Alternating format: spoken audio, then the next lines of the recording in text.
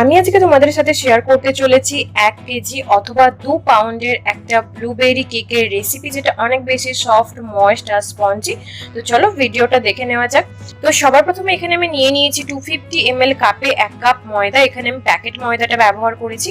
তারপরে নিয়ে নিয়েছি 2 টেবিলস্পুন কর্নফ্লোর, আর কর্নফ্লোরটাও অবশ্যই প্যাকেটের হওয়া জরুরি। তারপর এখানে আমি অ্যাড করছি 1 teaspoon baking powder, half teaspoon baking soda, আর এখানে অল্প একটুখানি নুন ব্যবহার করেছি যাতে মিষ্টিটা ব্যালেন্স হয়ে যায়। তারপর ড্রাই ইনগ্রেডিয়েন্টসটা খুব ভালোভাবে আমি ছেঁকে নেব যেন এর মধ্যে কোনো রকম লাম্পস না থাকে। আর তারপর ছাঁকনিতে যদি এক্সট্রা কিছু থাকে সেটাও আমি এভাবে চেলে নেব। তারপর একটা স্পুনের সাহায্যে সব কিছু খুব ভালোভাবে মিশিয়ে নেব। আর অন্যদিকে আমি নিয়ে নিয়েছি 4টে ডিম, আর ডিমটা যেন অবশ্যই রুম টেম্পারেচারের হওয়া জরুরি। আর তারপরে নিয়েছি 1 কাপের থেকে একটুখানি কম চিনি। তারপর একটা হ্যান্ড বিটারের সাহায্যে লো টু মিডিয়াম স্পিডে খুব ভালোভাবে সবকিছু মিশিয়ে নিতে হবে। এই মুহূর্তে কিন্তু হাই স্পিড করলে একদমই চলবে না, তাহলে কিন্তু চিনিগুলো খুব ভালোভাবে মেল্ট হবে না। চিনি যদি ভালোভাবে মেল্ট না হয় তাহলে কেকের স্পঞ্জ কখনোই সফট, ময়েস্ট আর স্পঞ্জি একদমই হবে না। আর এটা ফোম ক্রিয়েট করতে সময় লেগেছিল 4 থেকে 5 মিনিট, তবে এই সময়টা নির্ভর করে হ্যান্ড বিটারের উপর। আর আমি এখানে ফিলিপসের হ্যান্ড বিটারটা ব্যবহার করেছি। তো 4-5 মিনিট পর তোমরা দেখতেই পারছো যে অনেকটা ফুলে উঠেছে, একদম ফোমি কনসিস্টেন্সিতে পরিণত হয়ে গেছে। তো এর বেশি আমাদেরকে আর বিট করার কোনো দরকার নেই। তো একবার দেখিয়ে দিচ্ছি যে কনসিস্টেন্সিটা কিরকম এসেছে, বাস এতটাই আমাদের জরুরি পারফেক্ট একটা স্পঞ্জ বানানোর জন্য। তো এরপর আমি নিয়েছি স্কাই জেল কালার, একটুখানি অ্যাড করেছি। তারপরে নিয়ে নিয়েছি ব্লুবেরি এসেন্স, আর এখানে ব্লুবেরি এসেন্সটা আমি 1 টিস্পুন দিয়েছি। আমার কাছে এই মুহূর্তে বেগুনি কালার অথবা পার্পল কালার ছিল না, যার জন্য আমি এখানে স্কাই কালারটা ব্যবহার করছি। তোমরা চাইলে অবশ্যই এখানে ভায়োলেট, পার্পল এরকম টাইপের কিছু কালার অ্যাড করতে পারো। তারপর এখানে দিয়ে দিয়েছি আমি 1/4 কাপ সানফ্লাওয়ার অয়েল।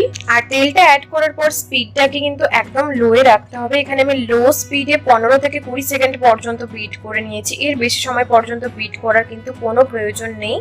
তারপর একটা স্প্যাচুলার সাহায্যে চারদিকটা খুব ভালোভাবে স্ক্র্যাপ করে নিয়ে আরো সুন্দরভাবে মিশিয়ে নেওয়ার চেষ্টা করেছি। তারপরে নিয়ে নিয়েছি এখানে ড্রাই ইনগ্রেডিয়েন্টসটা। আর ড্রাই ইনগ্রেডিয়েন্টসটা কিন্তু একবারে সবটা ঢেলে দেওয়ার কোনো প্রয়োজন নেই, তাহলে কিন্তু খুব ভালোভাবে তোমরা মিক্স করতে পারবে না। আর যদি ড্রাই ইনগ্রেডিয়েন্টস গুলো খুব ভালোভাবে ওয়েট ইনগ্রেডিয়েন্টস এর সাথে মিক্স না হয় তাহলে কেক কখনোই ফুলবে না। তো তার জন্য এখানে আমি 1 চামচ করে ড্রাই ইনগ্রেডিয়েন্টস নিচ্ছি, আর একটা হুইস্কের সাহায্যে অনেক হালকা হাতে সবকিছু মিশিয়ে নিচ্ছি। তোমাদের মনে হতে পারে যে আমি অনেক স্পিডে মিক্স করছি, এটা কিন্তু একদমই নয়। ভিডিওটা একটুখানি ফাস্ট ফরওয়ার্ড করে দিয়েছি যাতে ভিডিওটা বেশি লম্বা না হয়ে যায়। তারপর এখানে নিয়ে নিয়েছি 3 টেবিলস্পুন দুধ, আর এখানে অবশ্যই দুধটা যেন নর্মাল রুম টেম্পারেচারের হওয়া জরুরি। আর তোমরা চাইলে এখানে জলও ব্যবহার করতে পারো। আর এই কেকটার ডেকোরেশনস আমি পরের ভিডিওতে শেয়ার করব, জানি না এই ভিডিওটা আগে আসবে নাকি ওই ভিডিওটা, তবে যে ডেকোরেশনসটা আমি করেছি সেটা কিন্তু অসাধারণ। তো তারপরে নিয়ে নিয়েছি ব্লুবেরি হাফ কাপ। এটা একদমই অপশনাল, চাইলে অ্যাড করতে পারো অথবা স্কিপও করে যেতে পারো। তবে আমি বুঝতে পারিনি যে পুরো ব্লুবেরি গুলো নিচে একদম বসে যাবে বেক হওয়ার পর।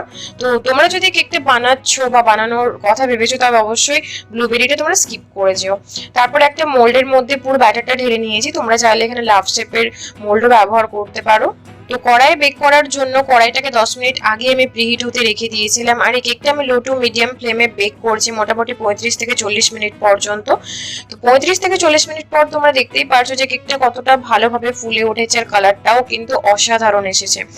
তো এই কেকটাকে খুব ভালোভাবে ঠান্ডা করে নেবার পরে কিন্তু ডিমোল্ড আর ডেকোরেশন করতে হবে। গরম অবস্থায় তোমরা যদি কেকটাকে ডিমোল্ড করার চেষ্টা করো তো সেক্ষেত্রে কিন্তু কেকটা ভেঙে যাওয়ার সম্ভাবনা থাকে। আর এই কেকটা তোমরা যদি বাড়িতে বানাতে হবে অবশ্যই বাটার পেপারটা ব্যবহার করো, তবেই কিন্তু কেকটা খুব ভালোভাবে ডিমোল্ড করতে পারবে। তোমরা যদি ময়দা ডাস্ট করে এই কেকটা বানানোর চেষ্টা করো তবে কিন্তু ভালোভাবে কোনোভাবেই মানে ডিমোল্ড করতে পারবে না, খুবই প্রবলেম হবে। তো তোমরা দেখতেই পারছো যে কেকটা কতটা পরিমাণে সফট, ময়েস্ট আর স্পঞ্জি হয়েছে। আর এই কেকটা আমি কাটিং করেও দেখাবো যে এই কেকটার ভিতরের লুকটা কতটা সুন্দর এসেছে। আর এই কেকটা আমি 3টে লেয়ারে কাট করেছি। তোমরা চাইলে এখানে 2টো লেয়ার অথবা 4টে লেয়ারেও কাট করে নিতে পারো।